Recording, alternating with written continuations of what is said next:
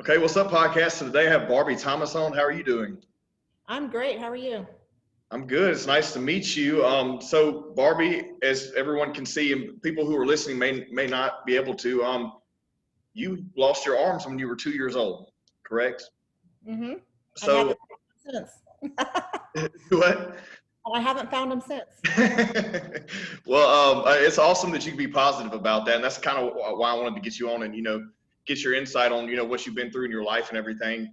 So, can you tell me kind of how that started? Basically, do you even remember the accident happening and what happened and anything like that? I know what I've been told. I don't remember. I mean, I was 2.5 years old. So, um, yeah, I don't remember all that. I do remember a nurse that called me Twinkle Toes. And I do remember the wheelchair that I was in for a short time for some reason. That's about it. But yeah, my mom had gone to the grocery store. My dad was home with me. He was also watching my newborn brother, Okay. and he's only a couple months old. And I was playing around with some of the older kids right out front, right in front of our apartment. And we were climbing up the transformers to climb onto the dumpsters, and then we were jumping off, or I don't know if it's a dumpster, but whatever was there. Yeah. But the transformer door popped open, so I grabbed onto the wires to climb up. Oh man. And so the electricity went in through my hands, through my arms, through my body, and came out through my legs. And my arms were so badly burned and charred, really, that they had to amputate them. They were dead. There was damage to all of my organs, which repaired itself. I guess when you're that little, there's so much water around your organs that they can repair themselves pretty easily, I guess. Right. Okay. From what I've been told, I don't really understand all that, but and then the electricity came out through my legs. So electricity has to have a point of entrance and a point of exit, and my legs, that was the point of exit. So I've got some burns on my thighs from that. Well, so when that happened, how long were you down, like in the hospital and all that? What was the progression from the accident until where you could get out and actually start functioning? Well, first, when I was in the emergency room and they amputated my arms, but they weren't sure that I was going to live, first of all. Okay. And they told my parents that if I did live, I'd probably be a vegetable the rest of my life. That's great. Yeah, and so we had a lot of people praying for me, and my mom even prayed and just said, God, if that's how my daughter's going to have to live as a vegetable, that's no quality of life. Just take her home now to be with you. Right.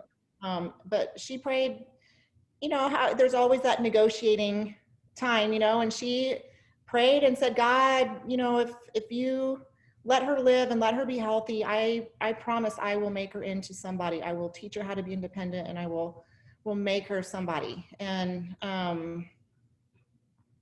he heard the prayers, and I lived. And of course, they didn't know how I was going to function without my arms. That later that night, I just learned this a couple years ago. They were wondering how I was going to function, and they came into the hospital room. It was about midnight, and now I know it was only about 12 hours after the accident, which I think now is pretty amazing. But they came in the room, and I put my legs out to give them a hug. What? It's like I just instinctually kind of knew, oh, I guess I'm going to use my legs. So, and I'm like, wow, that's kind of cool. That was only 12 hours after the accident. Yeah, that's insane. I'm smarter than I thought. No. So then I was in the hospital for, I think, a couple weeks, and I was in a rehab center for a while. So I think a total of like 3 months that I was not at home. Yeah.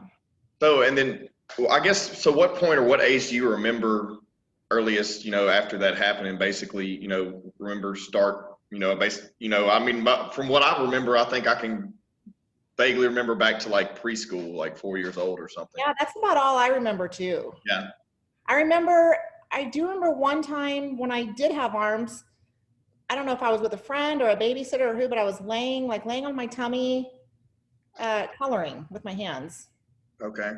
So I remember that, but that was before the accident. After the accident, I don't know, probably same thing, preschool, kindergarten. It's just crazy to me that, that happened after you were born, but there was a transition time you don't remember where you did have them, then you lost them, but you're fully functioning now. And I guess we could get into that. So like, as growing up as a kid, I mean, that's gotta be a huge adversity. And like going through school and dealing with other kids, would you ever have to deal with people making fun of you or giving you, Yeah. Yeah. So, Kids are cruel. Kids are mean. Of course. And I have to say that sometimes adults aren't any better. But yeah, school was hard, and that was really, I don't think I learned to really accept myself until I went to college. So growing up in school was tough. I didn't know how to deal with the kids who were mean, and excuse me. I know they were just curious, and I was different, and sometimes, when you don't know how to handle something different, maybe you don't behave quite right when you're a kid. But there was one boy who would always push me down in front of the water fountain because he wanted to see how I would get up. Oh my God. You would think after the first time he'd be like, oh, that's how she gets up. No, he did it a lot, and kids who would make What's his name? I'm going to find him and kick his ass like tomorrow. I don't know. There was a guy in high school, I do remember his name. You can go kick his ass if you want.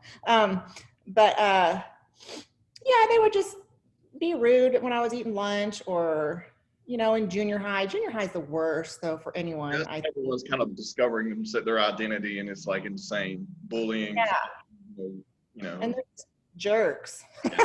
So you feel like it was mostly boys and not girls? I do think it was mostly boys.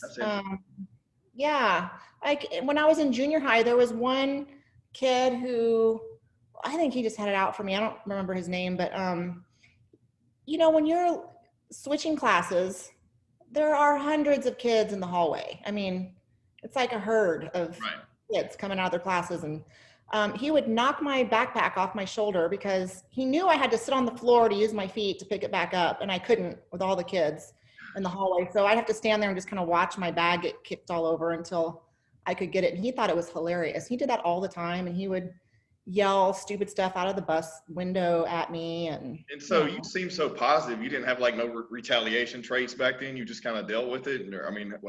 I didn't back then. I had one friend who, her name's Melody, and we're still friends. And she kind of got me out of my shell a little bit because sometimes, I didn't like being different. I didn't like people staring at me and watching me do things because I was using my feet. And she would say, who cares? Let them stare. Who cares if they don't like what they see? They don't have to look, And she'd say, I'm not helping you do that. You can do it yourself. Who cares if they stare? What age was that? That was in junior high. That's when you know who has your back. That's awesome. Right. And she did, because that stupid boy who would yell dumb stuff out the bus window at us, she would yell right back at him. And I kind of learned. And, my mom would tell me when I would, I used to come home and I'd cry over some stuff. And I remember junior high school, I don't know, I would say, God, everyone bumps into each other in the hallways, but when they bump into me, it's, oh, I'm so sorry. They really like babying me. Yeah. And I hate that. And she'd say, so bump right back into them. Yeah. So I started doing that. And then, as I got a little older, I think I went too much the other way. I got a little too mouthy, a little too sassy, a little too kiss my assy. I don't know. And I had to learn how to rein myself in and come to a happy medium. And well, so for who's listening or watching may not know, so you basically do everything with your feet. Like during developmental stages of learning how to write and stuff like that, what was the difficulties there? Do you remember? Because there's no one around to teach you how to do those things with, that's crazy to me. Like, how were you able to develop those skills to where you're living everyday life now by using your toes? Well, first of all, I have awesome parents who, let me go back. Awesome therapists. Gotcha. And one of those therapists told my parents, the hardest thing you're going to have to do is learn to sit on your hands and not do everything for her. Because I think naturally you want to help your kids. When you see them struggling, you want to just do it for them. But she said, don't do that. Help her when she needs help, obviously. But don't just do everything for her. That would be a huge. And that's got to be hard on parents too, to not to know to make you do it and not help you. You know, that's got to be so hard. Right. I remember, so I had very strong parents who, and I know they got ugly looks and comments from other parents because they wouldn't help me with certain things, but they knew I could do it. So they made me. And I have one therapist who, I remember I was in preschool and I did not want to do my therapy. I did not want to do my work. And I remember they would bring a treat every day, like a brownie or a cookie or whatever. Yeah. And food is huge motivation for me still to this day. But she started saying, well, you're not going to have your snack until you do your work. And then she started eating my snack and I'm watching her eat my brownie. And finally, I'm like, oh, that's not cool. I better do my work. So definitely a strong therapist, strong parents. And I did have one mentor growing up. Her name's Wendy, and we're still friends today. And she doesn't have arms. So I also had her help. Okay.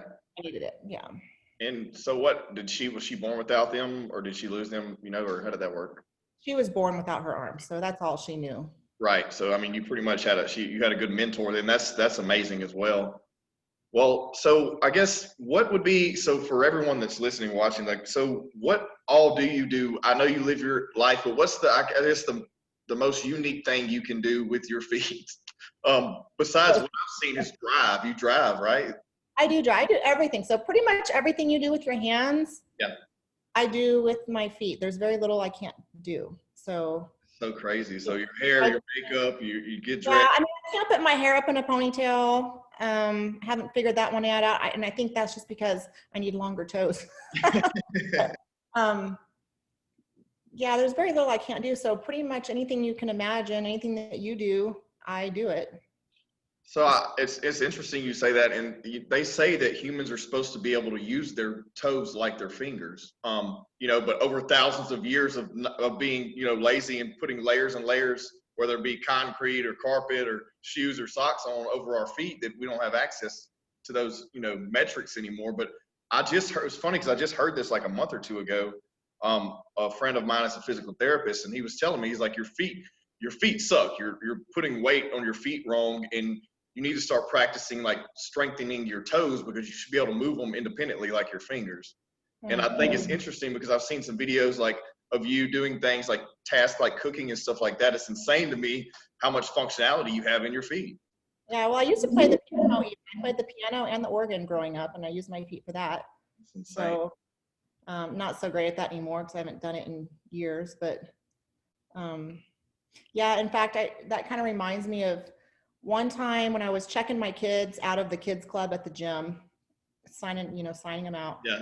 One kid says, "Hey, how come you're doing that?" And I said, "Signing them out? I have to sign them out." And, "Well, why are you using your toes?" And I said, "Because I don't have hands, so I use my feet." And he thought for a second. He goes, "Oh, so you're just like a monkey." I was like, yeah, I guess I am. It's funny. Well, so I guess what you have children, right? How many kids do you have? I have 2 boys. Okay. And how old are they? 24, and the youngest will be 20 in a few weeks. So how is it like raising children? And, I guess that's all they knew, but as far as dealing with, I'm sure the same thing you dealt with in the kids of their, that they're, growing up with and stuff. How does that affect you guys and them and all that? Well, I used to go into their classes every year, at least when they were in elementary school, not when they got up to junior high, because the kids did have so many questions, and they would bombard my kids with their questions just day in and day out. So I would go into their classrooms at the beginning of the school year and talk to the kids, tell them what happened, answer all their questions, no matter how crazy they were, and tell them, hey, if you have questions, when you see me, just ask me. Like, don't ask Jordan, don't ask Jared. They don't want to be bothered. Just, ask me when you see me and I'll answer them for you. Well, and so growing up, and raising them, was that a challenge? I mean, or is it something that come naturally? I mean, there's no milestones you had to cross for that? Well, I mean, with my first one, there was, a learning curve, I guess. But I think that's with any first time mom, anytime first time parent. There's a lot of stuff you don't know, a lot of stuff you're learning. And thankfully I'm good at thinking out of the box and being creative. And so is my mom and my therapist who ate my brownie every day. I was still in contact with her. And so we kind of put our heads together and figured out some things. That's awesome. You have you're also, I'll talk about this a little bit. You got into the fitness, into fitness and fitness competitions, and I've seen that you've had multiple competitions. Like that's a whole nother thing, because there's so many people that, I mean, and I'm sure you've heard this a million times, of people that complain about the smallest things in life and don't, take things for granted. And then, and just like people that are into health and wellness and working out, like being able to do that and become so physically fit and, not having these is insane to me. So, tell me about that journey and your fitness journey. When did you start getting into health and fitness, I guess? I kind of grew up in it. I mean, I used to go to the gym, watch my dad work out, and I was big into it when I was in high school. I used to do all the buns of steel, abs of steel, all the steel. I used to do all that, and I used to run. I was big into swimming. I grew up in sports, dance, soccer, swim team. So kind of always was into that. And then it was after I had my first son, I got my AFA certification and started teaching aerobics. Okay. Mainly because we had some horrible subs in the classes that I loved. And I was like, oh, I can do better than this.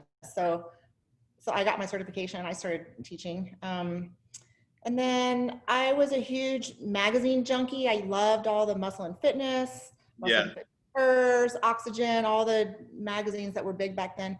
And I just wanted to be like those fitness girls, Susie Curry and Adela Garcia and Kelly Ryan, and maybe not so much today, but yeah, I want to be like them. And so I wanted to compete, and I kind of kept that to myself for a long time because I really doubted myself and thought, I can't do all those things and I'll probably be disqualified. And, symmetry is a huge part of that. And I don't have, I mean, that's like my shoulders, you can see they're not symmetrical. And then all the scars on my legs, and I'm like, So I doubted myself, but I had a few good friends, my trainer, Jerry, another friend at the time, who said, you could rock that. You should do it. You don't know unless you try. I'm like, yeah, you're right. I don't. Unless I try, I don't know. And I'd rather try and fail than, when I'm 60 years old, go, God, I wish I would have done that when I was young. I don't want to have regrets. So I thought I would try it. I'm like, I'm just going to do one. Just try one show. So what year? I'm sorry? What year? This was back in, my first show was in 2003. Okay. So in 2002, I called up our NPC chairman here in Arizona, and I said, hey, I really want to compete, but, I don't have arms. I don't want to bust my butt to get ready for a show. And then, I'm not allowed to compete. And he's like, well, what do you mean? And I said, well, I don't have arms. So I don't know if I'm going to be disqualified or whatever. And I said, because I can't do some of the mandatories. I can't do a one-arm push-up, and I can't do a straddle hold and a wall press and these things that are mandatory in the fitness routine. He's like, oh, that's okay. There's a lot of people who they can't do those when they start. You can build up your strength. You can practice and you'll get better. And I'm like, no, because in bodybuilding, when you say someone doesn't have arms, right.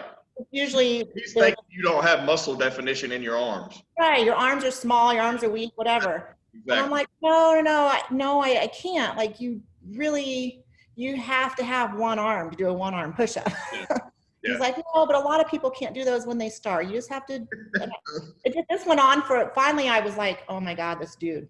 And I finally said, no, you don't understand. My arms aren't small. They're not weak. I don't have any. I'm a bilateral amputee. Okay. There's not one arm there. Like they don't exist. And I remember I could pretty much hear his jaw drop. Yeah. Floor, and it was silent for a few seconds. And he goes, well, I think you should compete. You know, I think that would open the door for some other people who, you know, could compete and, you know, they doubt themselves. And I think this was really encouraging and you'd motivate a lot of people. I definitely think you should come compete. And I think you should come watch a few shows first so you know what to expect. He goes, but you know, you can never win. And Okay. right there, I was like, oh. You're doing it now. Yeah, Yeah. that just lit a fire under me. And I know he didn't mean, I know him now and we're friends and he's cool. And I know he Right. didn't necessarily mean that in a negative way. I think he was trying to just be realistic. But one thing you don't do is tell me I can't do something, because I will spend my life proving you wrong. In fact, I remember when I met him the first time, I went to the next show, and I said, hey, I'm Barbie. We talked on the phone. I just wanted to thank you for your words of encouragement. Yeah. I was being a smart ass. But he was like, oh, yeah, no problem, no problem. Like, oh, my God, this guy. Yeah. So I did. And I remember the first time I went to compete, I remember all the looks and the stares. And I know people were just wondering, like, what the heck is she doing here? Right. You know? But I think after I performed my routine, it was like, oh, okay, she did okay. Maybe she does belong here. And, you know, I thought I was going to do one show. I just wanted to do one just to say I did it. But here we are, however many years later, and I'm still doing it. So 15 years. I'm not doing fitness anymore. Yeah, that was 2003, my first show. So 17 years. Yeah. I'm not competing this year, and last year I just did figure. My body has no more fitness. Well, I did. My body says no. My hips say no. Hey, well, I mean, the fact that you did the first show and have continued to do it on and been such an inspiration to people, you know, like, I'm sure I'm interested to hear, like, so how did initially after that first show, how did the bodybuilding community accept you? Did they, or was it still kind of a pushback? I don't know. I think some people accept it and some people still don't, because obviously it's a physique competition. And obviously my physique is different. I don't have arms and my shoulders are not symmetrical and I've got scars all over my legs. And so I get that, but you know, it doesn't hurt to try. And it's something that I love doing and it motivates me and it keeps me in shape and it gives me goals to focus on. And all I want to do is just do better each time, you know, and I think that's all any competitor can do, is really just go in and try to do better than you did the last time. Of course. No, I agree. I'm interested to know, like, so what's the hardest muscles for you to develop? Like, I would think, for me, offhand, I would think it would be your back muscles, because your arms build up so much of that. So I guess what's been the hardest throughout all of that, building specific muscles?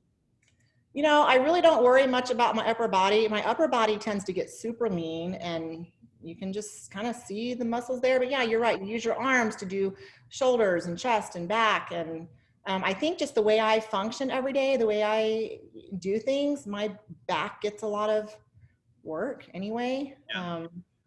So, and sometimes I call it my back workout, where I'll be maybe walk on the treadmill and I'll kind of go through the motions like I'm doing lat pull downs or rows or something, you know, and I know it's not the same, but you know, just kind of. Yeah, but it's a mental thing. Up a little bit. Yeah. Well, so what's been the most difficult exercise to date that you've ever done, I guess?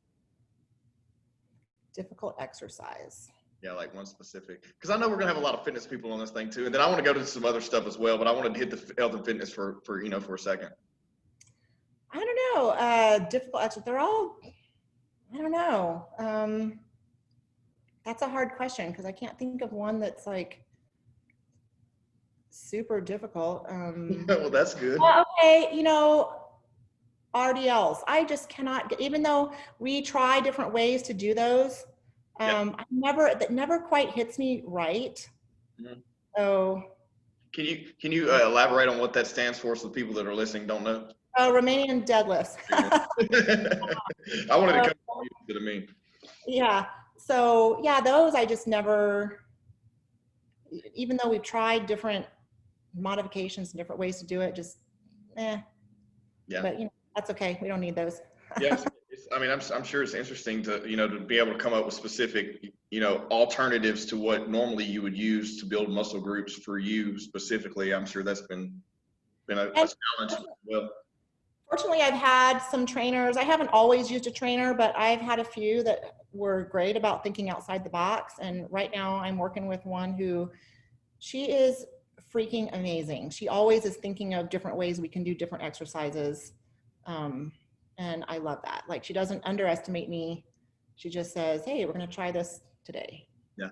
Well, so what's next for you? What's next for you in the fitness world? I don't know. I have no idea. Sometimes I think I don't want to compete anymore, but then other times I still do. I'm not going to be doing fitness anymore. Okay. Just because my hips are, my right hip especially, it hurts. And so Yeah. I'm not going to push it. Like, these legs and these hips are the only ones I have. They're the only ones I'm going to, so I need to make sure I have them for the long haul. I don't know. I've contemplated maybe trying the wellness division, Okay. because that is lower body focused. So I don't know, I may try that. That was what I was going to try this year. And then, well, this year's kind of been we're in interesting times right now, that's for sure. But and when we talk about that, like, everyone, I hate that everything that's happened is what has happened, but I feel like it's brought a lot of us together and, kind of honed in on what really matters. And the fact that something like this has become more comfortable to where I can connect with you and you're not even in the same room with me is great too, Right. And so you were talking about your hips. You're thinking about that, like literally taking every single thing you do every single day and putting all the wear and tear there, because normally it's half of it there and half of it your upper body, or probably more 80% upper body, everything you're replacing it with. So I'm sure they do hurt. I'm sure that's just because my hips are kind of like my hips and my shoulders in a way. Yeah. So yeah, they take a lot of wear and tear. So I have to take care of them and stretch and get massage. And I was going for some dry needling and physical therapy. And so I just have to take good care of them. Yeah. Well, do you have what's one story that may stick out to you, someone who may have reached out to you and, let you know your inspiration that sticks with you on a daily, that may help you drive, you on days you may not want to do something? Oh, I'm sure there's a lot. There's got to be a lot. That's a hard one. Or just one of the many that stick with you, I guess. Yeah. Well, okay. So you found me because I was on Betty Pariso's page, and Yes. when I competed, I remember the first year I competed at her show. They had me come right back out as soon as I was done doing my fitness routines. You're like, and they wanted me to speak, and I was like, like a deer in the headlights. I'm like, first of all, I can't freaking breathe right now. Second of all, what do I say? I don't know. But the next year they had me come back. I was a little bit more prepared, and I kind of challenged everyone and said, I know there's a lot of people out there who maybe have wanted to compete before and you're scared to, or you could be up here and you're just not for whatever reason. I challenge you next year to be up here and compete with me next year. It'll be fun, and why not? And so I actually did get an email from a girl who kind of was going through some physical stuff and she wanted to compete too. And so the next year she did get up there and compete. And I thought that was really cool that I actually challenged them and someone took me up on it, and she did get up there and compete the next year. Yeah, I mean, that's like direct in the room. That's crazy. Yeah. I mean, the fact that, and not only just, fitness and competition, like there's so many things people take for granted and don't do because they think they can't do it. Are you kidding me? Like, look at you, look what you've done. I mean, you lived an entire life, raised 2 kids, you function and do everything that a normal person with 2 hands do. And then not only that, get on stage and, develop muscle and physique to display, that's crazy to me. Well, I'm a little crazy, so.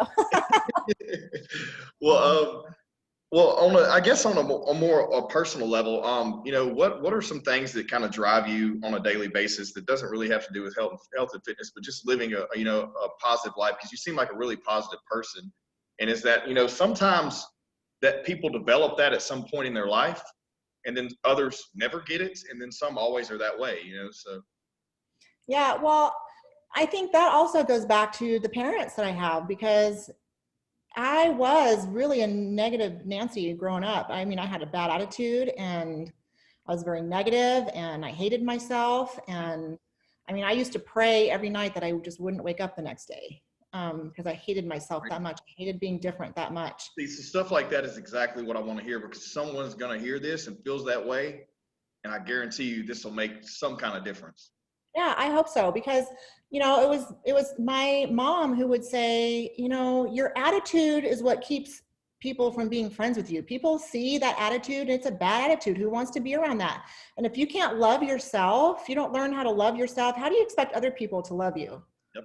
And she would say, you can have a crappy attitude, you can be negative, but it's not going to bring your arms back. It's not going to change your situation. Yep. And of course, I just used to roll my eyes at her and think, like every kid does. yeah, what if, she's old or whatever, kids think. But she was right. And it took me till I was in college to realize that, God, you know what? I am a cool person, even though I don't have arms, but I'm a cool person. And I kind of got to the point of, well, if you don't like the way I look, don't look at me. If you don't like how I'm doing something, don't watch me. Right. If you have a problem with it, that's your problem, not my problem. So you say in college, when like specifically, when did you make that mindset shift? Do you remember? Pretty quickly when I was in college. I think I decided right away that I'm going to have to change. And yeah, probably I need to fix my attitude. And is it because you were more independent at that point, a little bit, maybe? Or is so. Yeah, I think so. Because my parents weren't there. Lean on, a little bit, maybe. Right. Yeah, because my parents were still in Texas and I was in Arizona. So, and my grandparents were 4 hours away. So, yeah, I did have to be independent. And I remember a week or two into college calling home crying because I wanted to come home. And they said, nope, we're staying. So, yeah, I think that was good for me. Well, what you said you were really athletic growing up. What was your favorite sport in high school? Swim team. That's really crazy to me. So how does that work? I mean, I know a lot of swimming is basically with your feet, but like the arms make a difference too. Arms make a huge difference. And I didn't compete on swim team as I got older, because when we were younger, I was one of the fastest ones. It was all legs for me, But then as we grew up and the kids got bigger and their arms got stronger, and they were passing me up like crazy. So I still went to practices and I still swam all the time. I just didn't compete in the meets anymore. But it's still something that I just loved to do. In fact, I haven't done it in a while, and I swam at a friend's house, like laps, a few weeks ago, and I was like, whew, I miss that. I need to do that some more. What's that is, I guess I haven't seen, I don't even know if there's any footage out there of that, but like what's someone's initial reaction when they see that? Because it's so crazy to me that you're able to, and you said you seemed like you were really effective doing it too. It's just crazy to think about. Yeah, I mean, I'm a good swimmer. I'm a strong swimmer. I'm just not as fast as people with arms now, but at least not strong swimmers, just a regular person. I could probably still kick their butts, but you definitely beat me because I'm not a great swimmer at all. But yeah.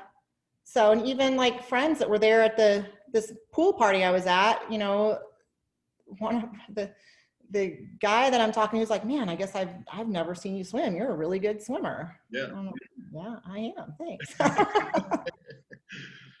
Well, another thing I guess I wanted to ask you is like, so what do you, through everything you've been through in life, with all the adversity growing up, especially, I know that's the hardest part, and then developing into having strong parents and to lean on as far as for words of encouragement and, motivation.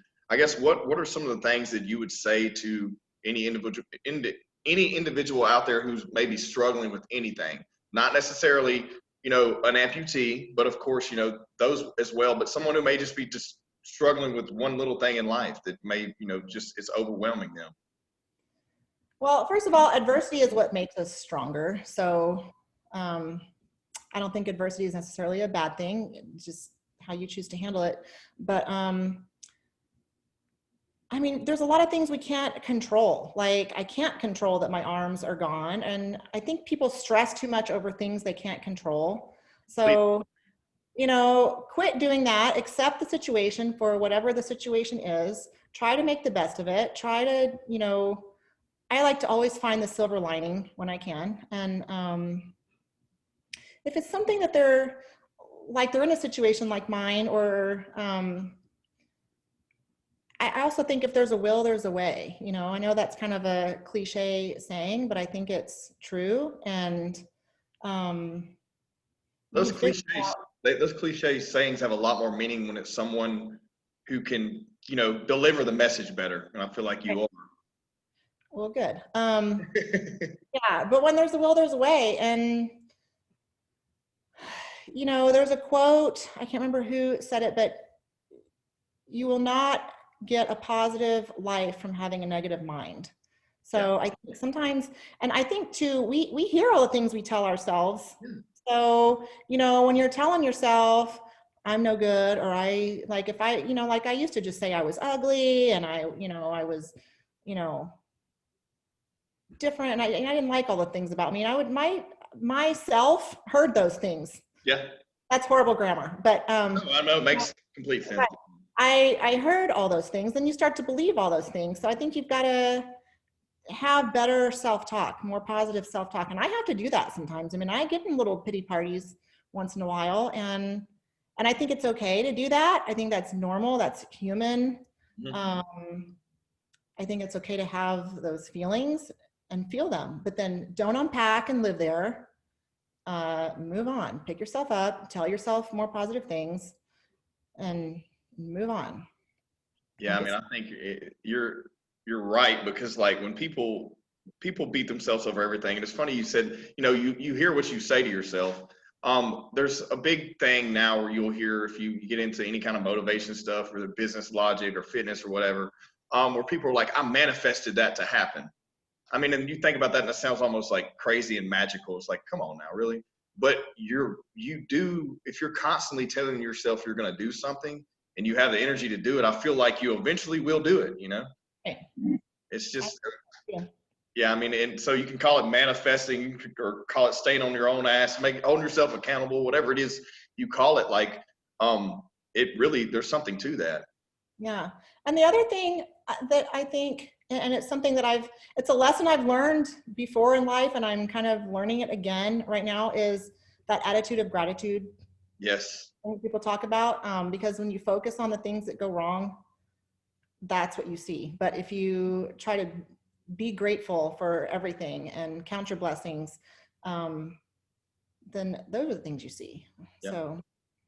Well, I completely agree. I think right now we're in a state of, we're always in a state of constant negativity, especially like when everyone's has their phone in their hand 24/7. Everyone's always on social media. And if you're constantly taking in negative, no matter if you mean to or not, but it's just in your feed, it does consume you. It does. It's kind of that garbage in, garbage out. Yep. And it's like, it can, even if you don't want it to, it seems to, just like keeping a positive network around you. Like, so I'm sure you do have a team of great friends and people you have to, like, how does that work? Well, I mean, yeah, I think my friends are great because they see me for who I am. They don't see me for, oh, she's the lady with no arms or whatever. They see me for who I am and they accept me and they're always encouraging. Of course, they help me if I need help. But also sometimes I think not having arms weeds out people I don't need in my life, people who are negative, or even like in the dating world when I remember being out at a country dance club one night years and years ago, and I had on a tank top. I mean, I do live in Arizona. It's freaking hot, and you're going dancing, it's hot. I had on a tank top, and I remember this guy walking by saying, oh, cover that shit up. We don't want to see that, or something to that effect. And I just thought, you know what? It weeds those kind of people out. When I'm dating, I was dating a guy who he hated if I'd wear a tank top because people would stare at me. Really? He would, yeah. And of course, I always wore tank tops because he hated it. But yeah, and I would say it doesn't matter what I wear. I could wear a turtleneck and long sleeves or short sleeves or no sleeves, or it doesn't matter. People are going to stare at me. Yeah. Regardless. So yeah, I think in that regard, it weeds those kind of people out. Obviously, that's not someone I need in my life. Right. Right. If they can't even accept that. So. Yeah, I mean, I feel like your self confidence is evident too. Because if you look you up online, you have multiple. Of course, being on the stage, and showing it all. You know what I mean? Basically, like and then also you being able to do like style shoots and showing your imperfections. Like it takes a lot of confidence to do that, and that's a great thing. You know what I mean? Some people look down upon that, and I feel like when people do, it's because they have their own self, issues. Right. Well, I mean, we all have our flaws and imperfections, and I'm no different. Mine are just, some of mine are more obvious, but I mean, even the supermodels you see on the magazines, that's not real either. I mean, they've definitely got their flaws. They just, crop them out and airbrush them and Photoshop all the stuff out, Well, so what's coming up for you? What are your plans in the next few years? Do you have anything that you haven't tackled with everything you've done so far? Or, do you have anything that's still kind of on your bucket list? I don't know. I still may try that wellness division. I don't know.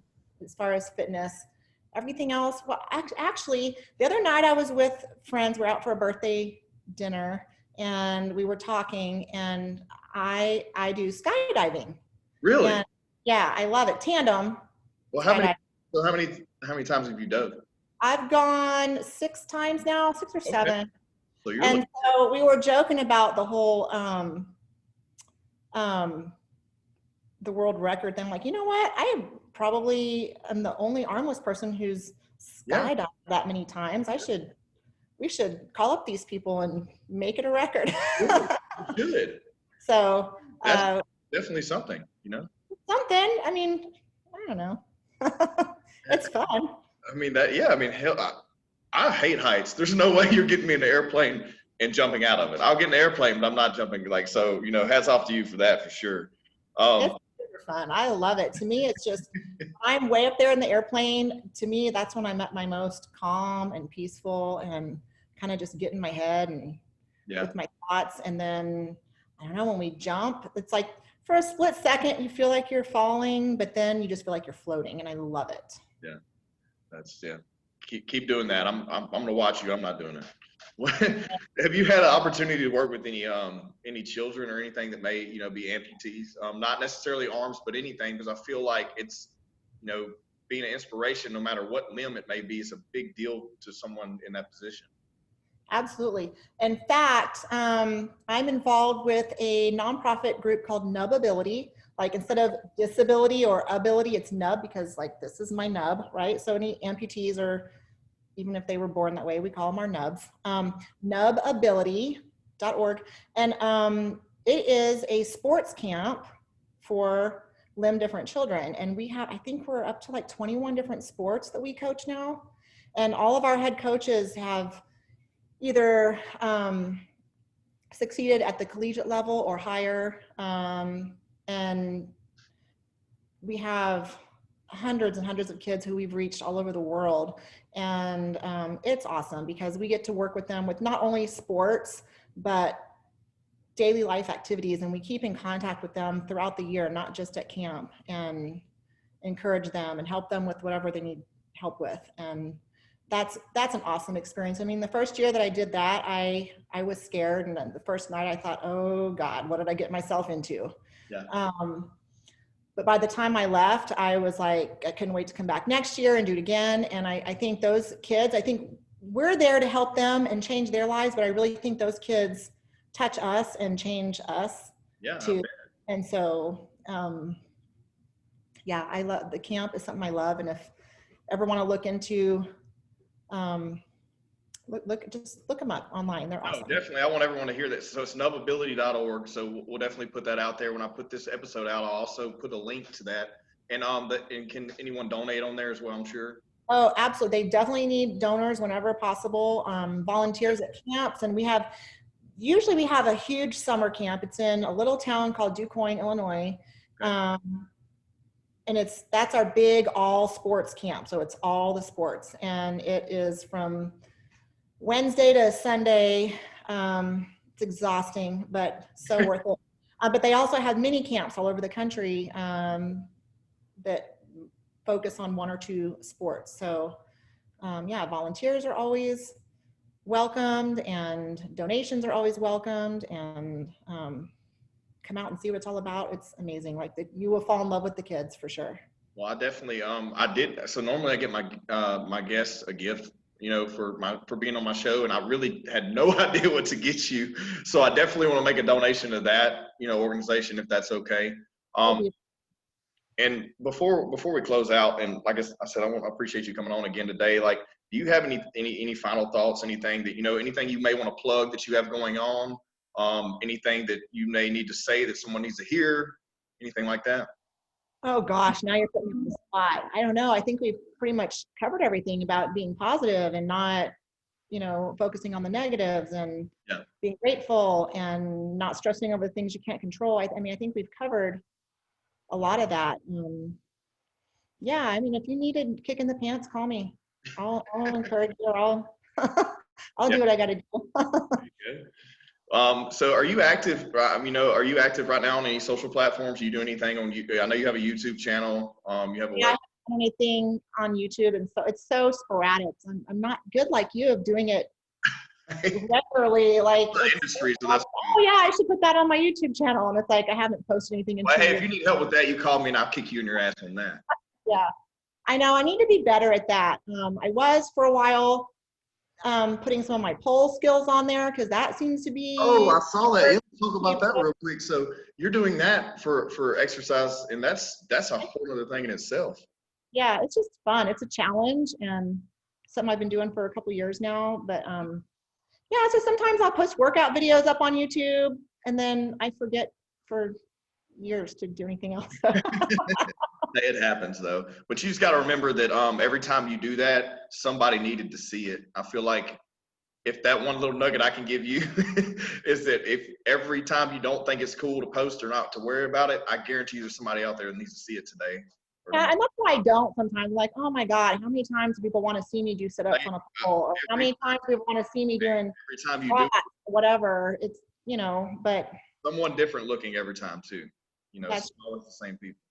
That's true. And especially after we launch this and we get another following, you know, and stuff like that, I feel like that now's the time to engage, you know, and you're the perfect person to do it. Okay, I'll start getting my trainer Ashley to do more videos, and I'll try to put them on. Sometimes they're on Instagram too. So, do you have an Instagram? Because I couldn't find your. My page is not public, and same thing with Facebook. And since Betty posted that thing, I've gotten so many friend requests, and I'm just not adding. If I don't know you, I understand. Like I had 5,000 friends at one time, and I recently just deleted almost 4,700 people, because I'm like, I don't know these people. I don't interact with these people on a day. I'm tired of all this. I'm not seeing people's stuff, people who I actually do know. I understand. So I'm like purposely not adding people and not accepting people. So, and especially on Instagram, I get so many people who they don't even have a picture up themselves, and they have 0 posts. I'm like, are you kidding me? No, I'm not. You're not following me.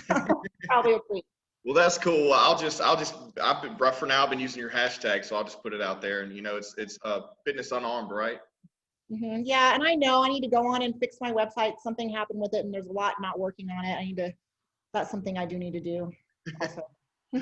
Well, hey, so I wanted to thank you again today for coming on, and everyone, like, I'm sure there's so much more we can talk about, and I may have to get back with you again, but I really think this is great. And you know, I think there's a lot of people out there that need to know about things like this, and to also to hear it from you, you know, right, to be able to see that even though you went through something so detrimental to not only, you know, your well-being, but also your life, and be able to overcome that and just flourish. Well, the mind is a powerful thing, that's for sure. Yeah. All right, everyone. Well, thanks again for coming on, Barbie. You're welcome. Everyone, please subscribe to the podcast.